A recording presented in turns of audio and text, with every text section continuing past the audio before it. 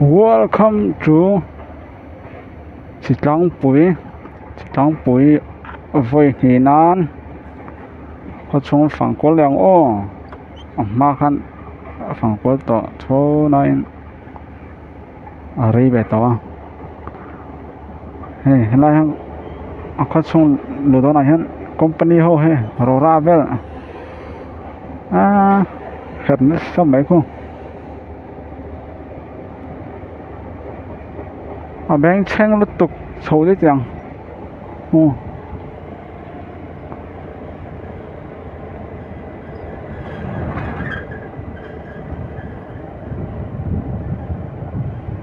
rồi ra tắm khóc mà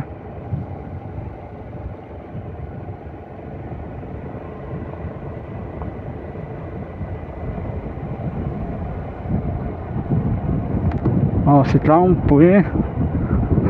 khát xong mình bụi thế em sang một thế cần sót lén cần sót băng của in hiện cần sót bel thế nghe cần sót băng he thì hiện nay khát xong còn lụt ha mấy he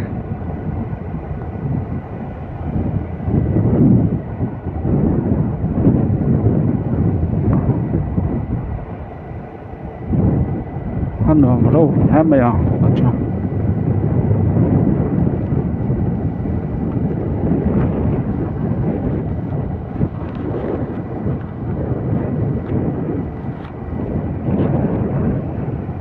khán chặt tiếp tục luôn á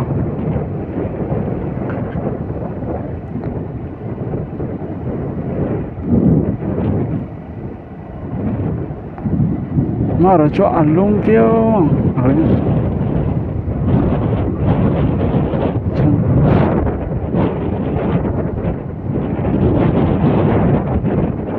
lại cho đại về đâu đó này thành công ở tầm á hay là bay gần so tầng để làm sao lâu mày giọt ôi trên ba Sitlang Pui khối nè Sitlang Pui in hiện anh sát bên cái những nè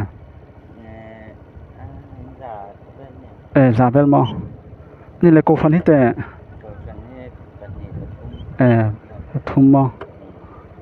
vengที่in trend về veng hi có chung veng hi in trend về anh veng tiếng anh veng tiếng veng thăng mà veng thăng là veng chặt ni mấy mà có lắm tu có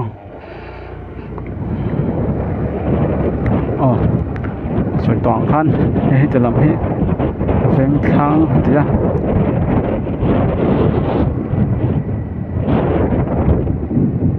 chọn cái thì làm cho nó trốn tụi hết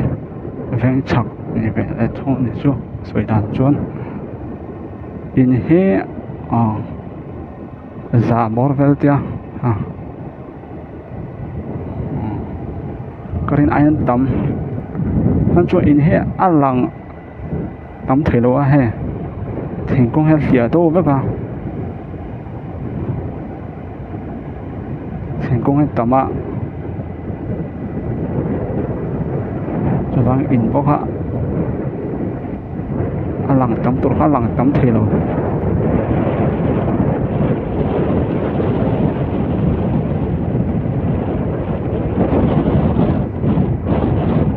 làm hết soi toàn khán hết làm hết veng chặt nè cổ thần thung thế cổ thần hình cái chỗ soi đâm tọt luôn á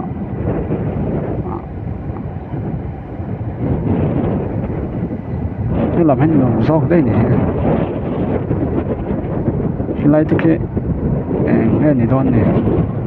ăn làm lâu cốc mà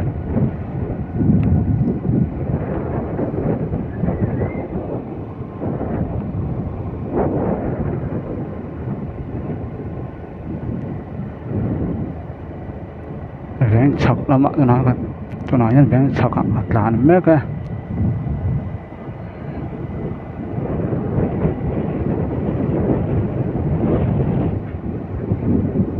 ăn lúm béo nè cái tiền cái sợi toàn khăn bảo họ chụp có nó thẻ đâu các sản rùa cái đâu anh chan cho he ka kong metal he a sat thei le tu ka he lai open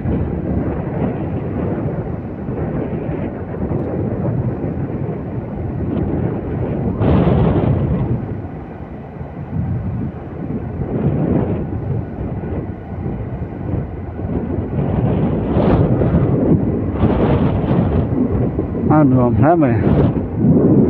lại hiện người thì thôi có công tụi nghe ha tin hồn tụi nghe lại á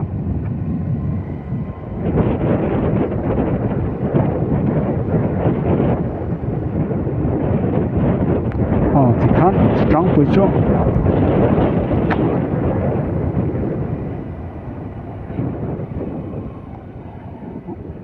thì khác có冲xuống phẳng qua hay là mấy à thì xuống đây hiện nó soi đồ chỗ à có trong lụt đó nè signboard in ta khá là mù mía luôn nó có vẻ ngay lụt tan xuống trong bụi thì khăn phải đón lụa khá hệ ta sẽ là chả biết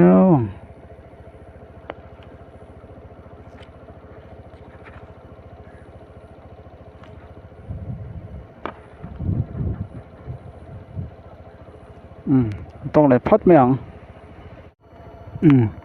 he có lụt đó là anh ta sẽ lấy cái khá hay là anh ta mà rồi chỗ phía lết tục tỏ lỗ này ha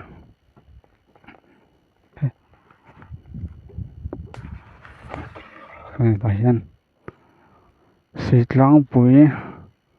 lột lên ta thì nó nhiều này ha phía lỗ lồng tại đầm ở trong cái này câu chuan hay hình mùng cổ chỗ với nằm trong cái câu chuan anh ta có mùng biết rồi